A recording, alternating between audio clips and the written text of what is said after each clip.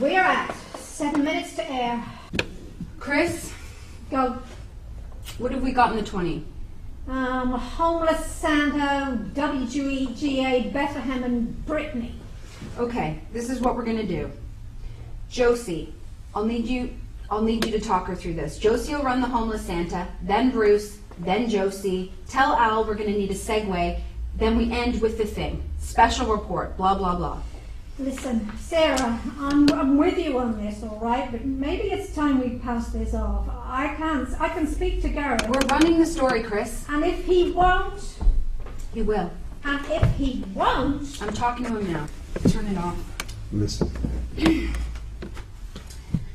Turn it off. You're hot, and I'm not having this conversation with everyone. Listen. You read the words I goddamn give you. Or what? The way I see it, you're done at this network. So give me one reason why I should do anything you say. It's news. It's not news. Stop saying that. News is when children can't get education. News is a fire that kills 8 homeless people in a supposedly empty apartment. News is economy, business, politics, overseas events, and yes, news might even be a president getting a blowjob off an intern, but this is not news. This is belief. It's not news that the largest religion in the Western Hemisphere might just be hiding a salient fucking fact about it for the last 2,000 years? No, it's not. Look, people's belief have nothing to do with facts whatsoever. It doesn't. Was there an ark? Was there not an ark? Was Jesus married? Did he actually walk on water or windsurf? None of this matters. It's what it is to them, what it means to them that matters, not whether or not somebody could or could not be Jesus. They lied about it. And they should be hung out to dry for it. But not here.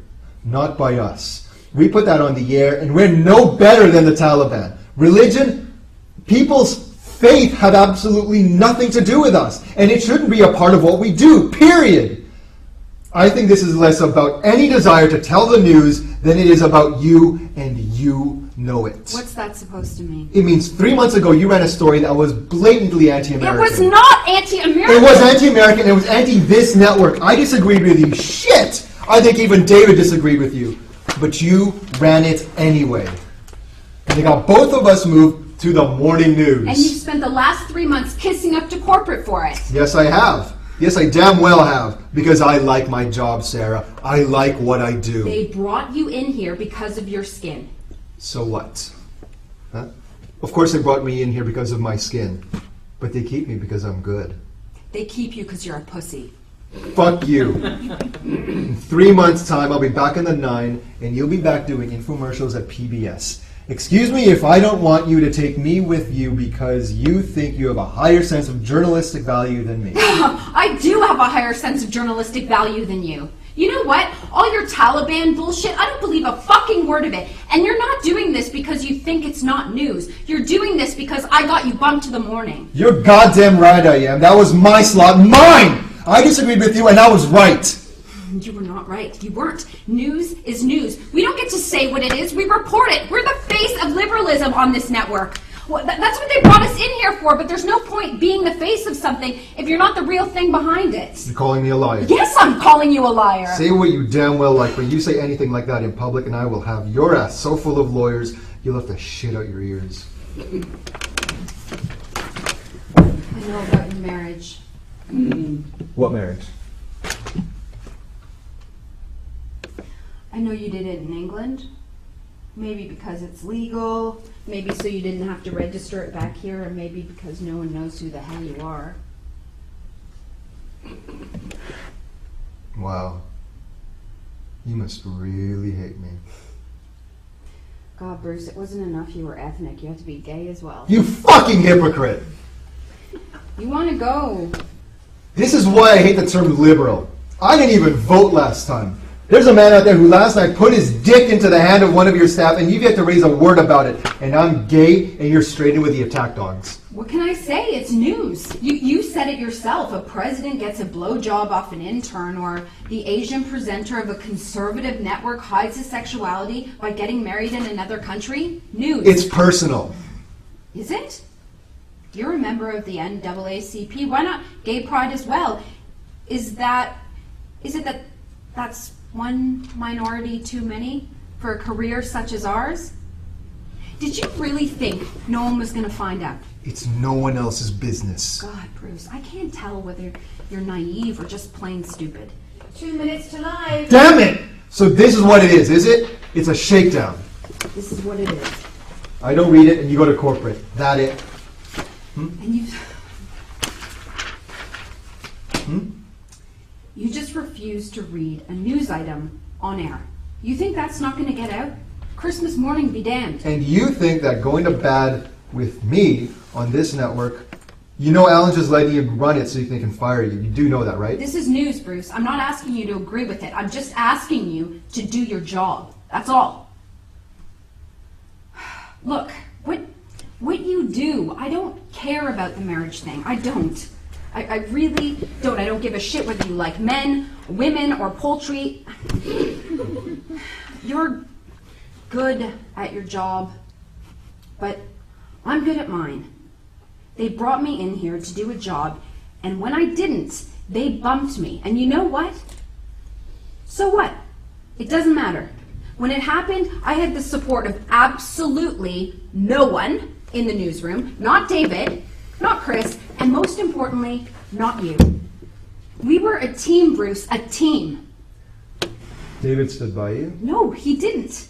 To my face he did, but he was glad when they moved me here with him. They moved me to a morning show with a misogynist writer and a nubile weather girl. You know what that does to a career like mine? But you were supposed to be on my side. It's Christmas, Sarah. We're a news program. We're a news program, Bruce. We don't do holidays. 1 minute to air. Principals to the stage, please.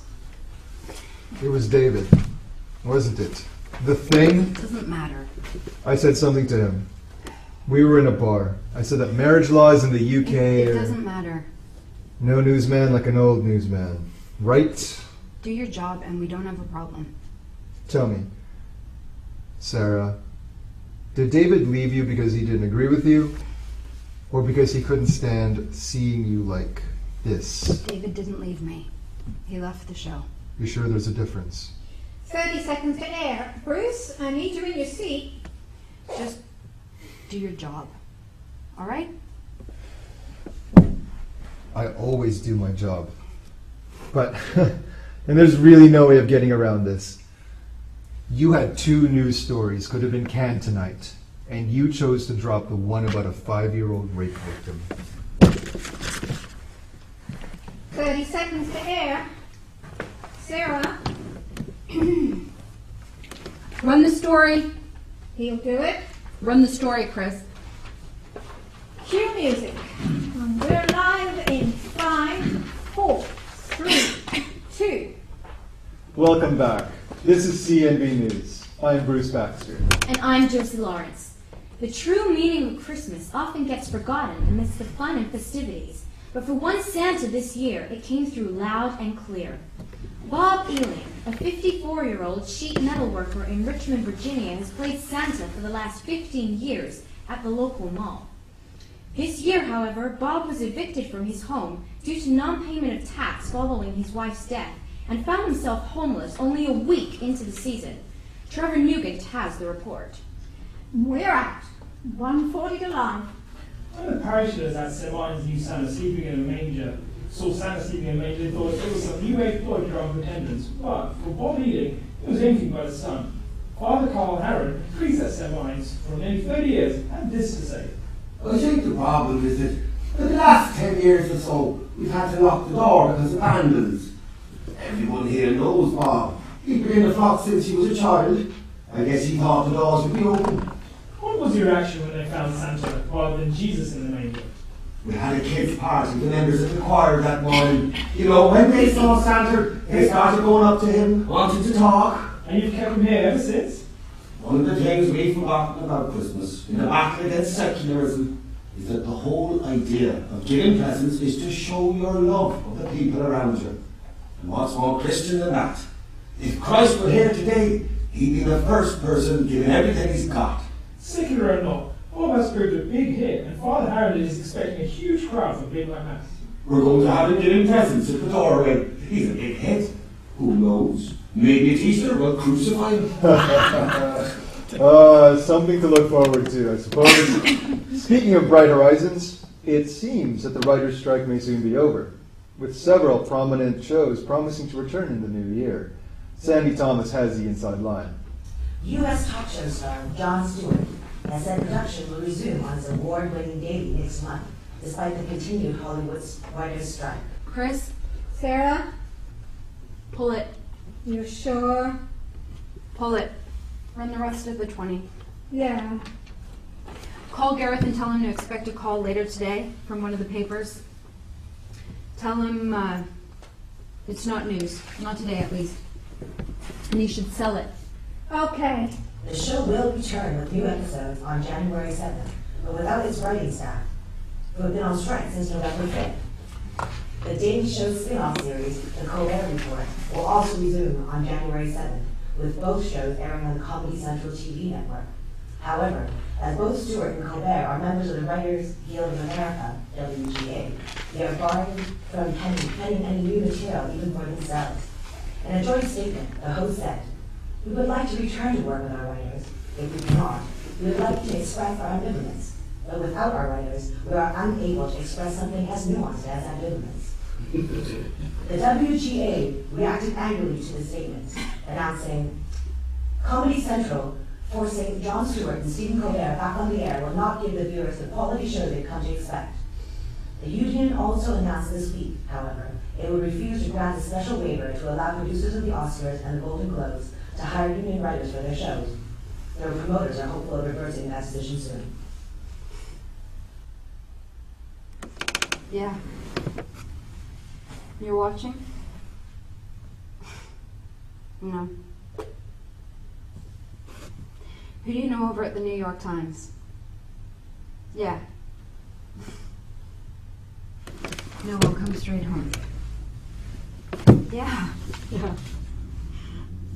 You do that. I miss you too. David. Merry Christmas.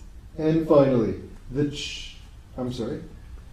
in other news, trouble pop star Justin Bieber is in the news again after spending the night with one of the paparazzi tailing him, only days after failing to appear in court citing exhaustion. Lambert Knott has this report. And we're at 90 seconds to live.